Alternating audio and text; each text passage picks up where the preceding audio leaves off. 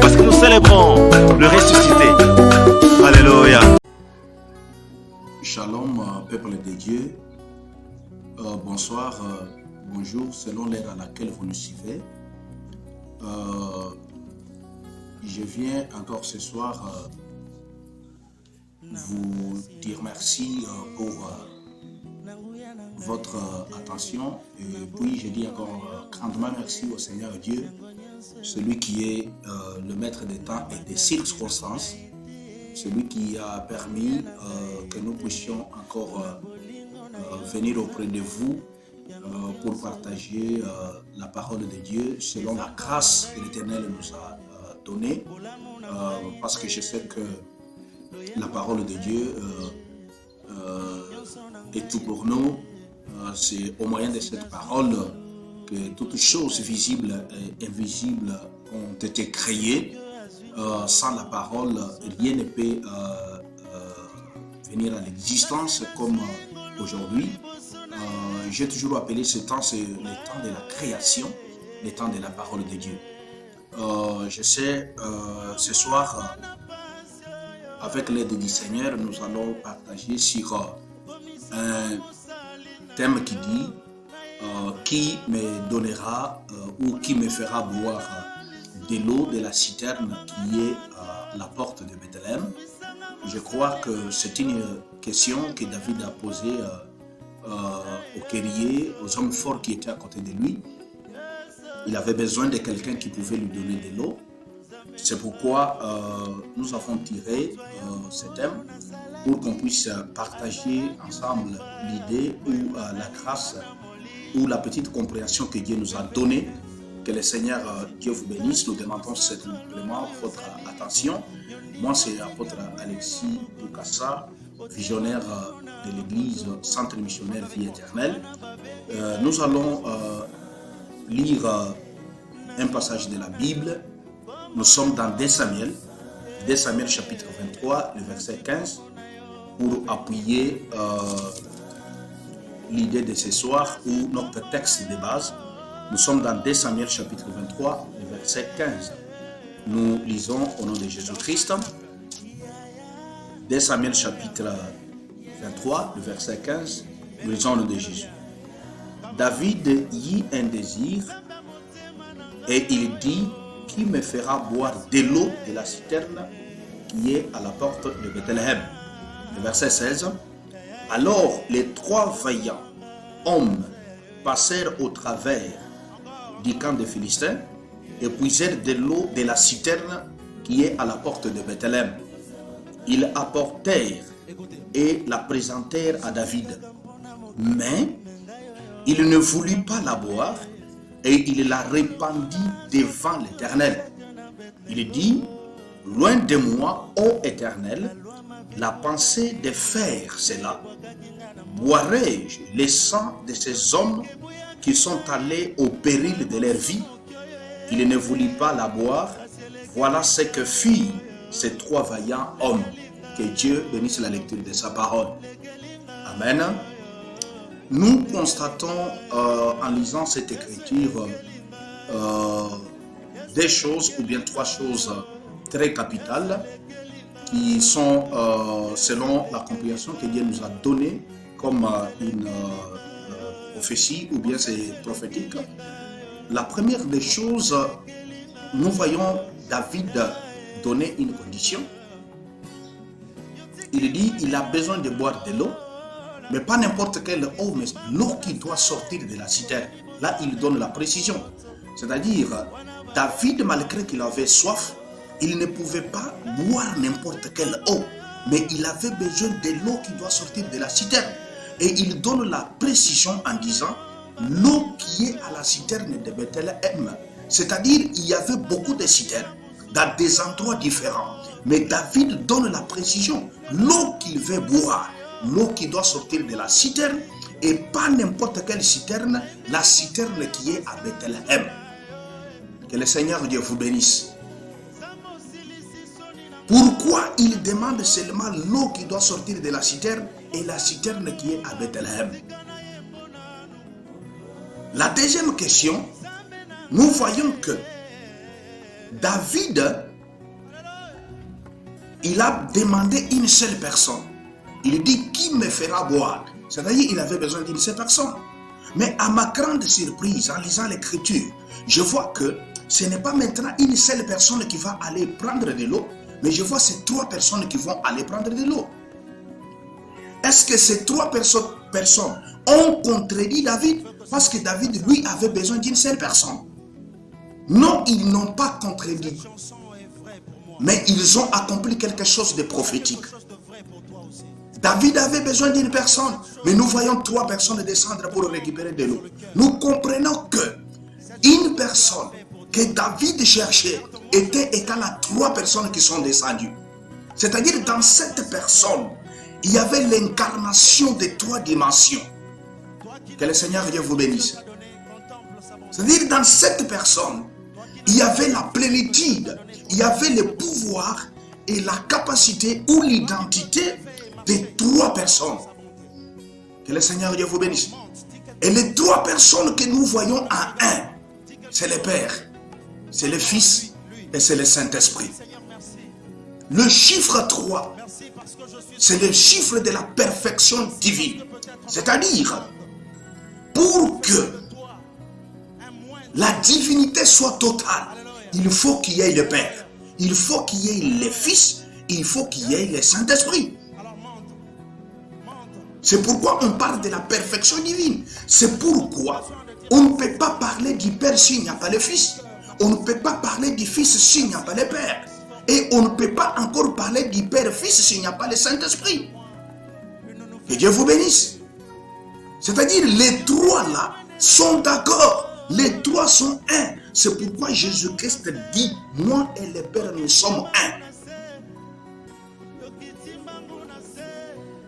C'est-à-dire, dans la personne de Jésus-Christ, quand il a quitté le trône, il est descendu. Nous voyons les 3 personnes quitter là où était David et descendre. C'est-à-dire, ils ont effectué un déplacement. Mais quand ils ont effectué ce déplacement, David lui voyait une seule personne. Mais c'était 3 personnes qui sont descendues. C'est-à-dire, quand Jésus est descendu, à lui, il y avait la capacité, à lui, il y avait ces 3 personnes, il y avait le Père, il y avait le Fils, il y avait le Saint-Esprit. C'est-à-dire, lui-même Jésus était le Père, lui-même Jésus était le Fils, lui-même Jésus était le Saint-Esprit. Raison pour laquelle, lorsque nous lisons dans Ésaïe chapitre 9, au verset 5 à 6, la Bible nous dit ceci.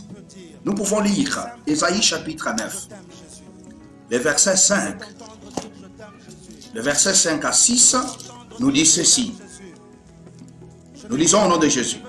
Car un enfant nous est né, un fils nous est donné, et la domination reposera sur son épaule. On l'appellera admirable, conseiller, Dieu puissant, Père éternel et prince de la paix. Là, nous comprenons que le même Fils qui nous est donné, Jésus-Christ, quand Ésaïe veut donner son identité, il dit, le même Fils-là, il est le Dieu Tout-Puissant. Il est le Père éternel. C'est-à-dire, en Jésus, il y avait ce pouvoir, il y avait cet esprit-là, il y avait le Père lui-même incarné. Que le Seigneur Dieu vous bénisse. Et lui-même, Jésus-Christ, pour sauver, il fallait qu'il puisse naître comme un fils. C'est pourquoi il est appelé le Fils. Quand nous lisons la Bible, dans Jean chapitre 10, voire même dans Jean chapitre 5, la Bible dit ceci. Les Juifs, les Israélites ont pris des pierres pour lapider Jésus. Jésus leur pose la question. Pour quelle raison? Pour quel motif voulez-vous me lapider? Pour des bonnes choses que j'ai fait au milieu de vous. Ils disent non, ce n'est pas pour cela. C'est parce que toi qui es un homme, tu appelles Dieu ton propre Père, tu te fais égal à Dieu. Cela veut dire, quand Jésus dit qu'il est le Fils de Dieu, il se fait égal à Dieu. Ça, c'est seulement les Juifs qui peuvent comprendre ça. C'est-à-dire, en Jésus, il y avait le Père. En Jésus, il y avait le Fils. En Jésus, il y avait le Saint-Esprit. Que le Seigneur Dieu vous bénisse. C'est pourquoi il dit ceci à ses disciples. Il lui dit, il est avantageux pour vous que je m'en aille. Parce que quand j'irai, je reviendrai encore. Et quand je reviendrai, le monde ne va pas me reconnaître, mais vous allez me reconnaître parce que je demeure avec vous. C'est-à-dire, la même personne de Jésus qui demeurait avec les disciples, c'était la même personne qui est montée au ciel et qui est descendue comme le Saint-Esprit.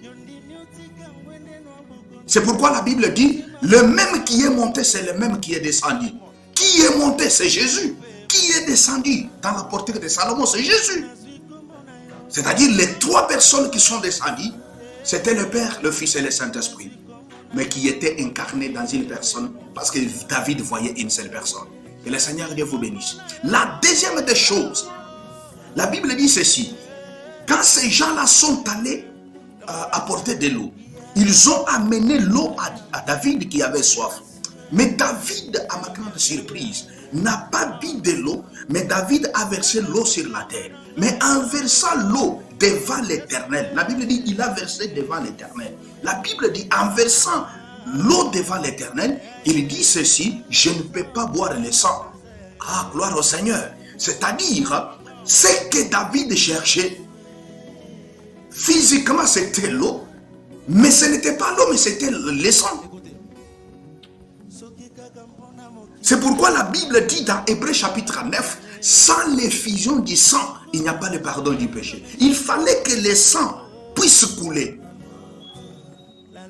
Que le sang soit jeté pour apaiser la colère. Et la Bible dit, lorsque David a versé cette eau, il dit c'est le sang. Gloire au Seigneur. C'est pourquoi Jésus-Christ a Gethsémane. La Bible dit quand il était en train de prier avant la mort, on a vu la sueur tomber comme les gouttes de sang. C'est-à-dire l'eau était transformée en sang. Gloire au Seigneur. C'est pourquoi Jésus avait raison dans la fête de Cana de transformer l'eau en sang. Il voulait enseigner les gens qu'il va donner son sang. Raison pour laquelle Jésus sur la table, assis à la table avec ses disciples, il donne le vin. Il dit, buvez ça, c'est mon sang qui a été versé pour vous. C'est-à-dire Jésus n'était pas encore mort, mais il parle du sang déjà versé. Parce que si Jésus, il est l'agneau qui a été immolé avant la fondation du monde. Gloire au Seigneur. Que la gloire lui revienne encore une fois de plus ce soir. Le seul sang qui était capable de sauver l'humanité, c'est le sang de Jésus. C'est pourquoi David, il précise, il dit, amenez-moi l'eau qui sort de la citerne. David, c'est un prophète. Pourquoi il a demandé l'eau qui sortait de la citerne? La citerne, là, nous voyons que la citerne, c'était une source, là où on va soutirer de l'eau. Mais quand Jésus-Christ vient, dans Jean chapitre 16, le verset 28, il dit ceci, je suis sorti du Père. Ah, nous voyons que du temps de David, l'eau est sortie de la citerne. Maintenant, quand Jésus vient, il dit, je suis sorti du Père. C'est-à-dire, le Père, c'est la citerne, et Jésus-Christ, c'est l'eau qui est sortie de la citerne. Que la gloire lui soit rendue encore ce soir. Et quand cette eau est sortie de la citerne, qui est Jésus-Christ, c'était pour que le pardon du péché soit effectif. C'est-à-dire, sans le sang de Jésus-Christ, il n'y a pas de pardon du péché. C'est Dieu qui avait besoin du sang pour que la colère soit apaisée. Mais ce n'est pas n'importe quel sang. Ce n'est pas le sang d'un prophète. Ce n'est pas le sang d'un apôtre. Ce n'est pas le sang d'un docteur. Mais nous avons besoin du sang qui sort de la citerne. Et le sang qui sort de la citerne, c'est le sang de Jésus-Christ lui-même. Jésus est sorti du Père. Et il est venu dans le monde pour sauver l'humanité. Et il a donné son sang à la croix. C'est pourquoi David, il avait besoin de l'eau. Mais pas n'importe quelle eau. Toi qui mets ta foi dans un homme, croyant que l'homme peut te sauver. Non, l'homme ne te sauvera pas. Le seul sang qui peut te sauver, le seul sang qui peut te sauver, c'est le sang qui sort de la citerne. C'est le sang qui sort de Dieu lui-même. C'est le sang sans péché. Je peux vous dire encore quelque chose. Je peux encore vous dire ce soir, et je prends cette responsabilité, que en Jésus-Christ, il n'y avait aucune goutte de sang de Marie. Pourquoi? Parce que si le sang de Marie entrait en Jésus, Jésus allait être essuyé et son sang n'allait pas nous sauver. Il fallait un sang qui était sans péché. Raison pour laquelle vous allez voir au désert, Dieu il donne la manne au peuple d'Israël. Et il leur dit, il dit ceci à Moïse, je vais donner la nourriture, la manne. Et si nous voyons en hébreu la signification de la manne, ça veut dire manhou. Ce qui veut dire, c'est quoi ça? Le peuple d'Israël envoya la manne. On posait la question, c'est quoi ça? Mais Jésus aussi, en entrant en Jérusalem, le peuple qui lisait les Écritures, la promesse, en voyant Jésus, ils ont dit, qui est celui-ci? La même question qui a été posée lorsque la manne est descendue du ciel, la même question a été posée lorsque Jésus est entré en Jérusalem. C'est pourquoi Jésus dit, vos pères ont mangé la manne, ils sont morts dans le désert. Mais moi, je suis le pain qui est descendu du ciel. Le seul pain qui est descendu du ciel, le manhou, c'est Jésus-Christ de Nazareth. Que Dieu vous bénisse. Maintenant, avant que cette manne puisse descendre du temps de Moïse, la Bible dit ceci, avant que la manne puisse tomber sur la terre, il faut que la rosée puisse d'abord descendre. Et quand la rosée va couvrir la terre, maintenant la manne va descendre. C'est-à-dire, quand la manne va descendre, la manne va s'asseoir sur la rosée pour que la manne ne touche pas la terre, pour que la manne ne puisse pas connaître la corruption. Oh, gloire au Seigneur. La terre, c'est Marie. Et la manne, c'est Jésus-Christ. C'est pourquoi quand Jésus est venu, l'ange est venu dire à Marie, avant que Jésus puisse entrer en elle, l'ange vient lui dire, il dit à Marie, l'ombre du Très-Haut te couvrira. C'est-à-dire l'ombre doit d'abord couvrir Marie qui est la terre. Comme la rosée a couvert la terre, avant que la manne puisse tomber, il fallait que l'ombre du Très-Haut puisse encore couvrir Marie pour que Jésus-Christ qui est la manne puisse descendre à Marie. Pour qu'il n'ait pas de connexion avec Marie, parce que Marie allait essuyer Jésus. Le seul sang qui nous sauve, ce n'est pas le sang de Marie, ce n'est pas le sang d'un prophète, mais c'est le sang de Jésus-Christ, parce que c'était un sang sans péché. Même du temps de Moïse, la Bible dit ceci. Lorsque vous allez tuer l'agneau, il faut que cet agneau soit sans défaut. C'est-à-dire, Jésus-Christ doit être sans défaut. Et quand il passait, Jean-Baptiste a dit, voici l'agneau de Dieu qui ôte le péché du monde. C'est-à-dire, Jésus était le seul agneau sans péché qui était capable d'ôter le péché du monde.